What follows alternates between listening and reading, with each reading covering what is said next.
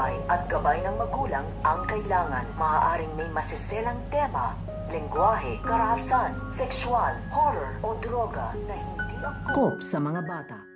Ang pagpigil nito nga ni Amira dito nga kay Rose sa pagsama dito nga kay Franco dahil nakumbinsin na nga nito nga ni Franco ito nga si Rose na sumama na nga ito dito nga daw sa kanya upang mabuo na nga daw dito ito nga daw kanyang pamilya. Kaya nga ito nga si Rose ay hindi na nga ito nag-alinlangan at nagdalawang isip at nakapagdesisyon nga ito kaagad na sasama na nga siya sa kanyang ama na ito nga si Franco. Pero ito nga pamilya nito nga ni Rose at ito nga si Amira kasama na nga dito itong ang kanyang lolo at lola ay pinipigilan nga siya dito at hindi nga makakapayag ito nga si Amira na ito nga si Rose ay tumira nga daw ito dito nga daw kay Franco dahil hindi nga daw ito nararapat. Na ito nga si Amira ay ginagawa nga dito ang lahat ng pangkukumbinsi dito nga kay Rose at nilapitan na nga rin ng kanyang lola at ng kanyang lolo ito nga si Rose upang makausap nga ito ng masinsinan. Pero nakapag-desisyon na nga dito ito nga si Rose at sinasabi na nga niya sa kanyang pamilya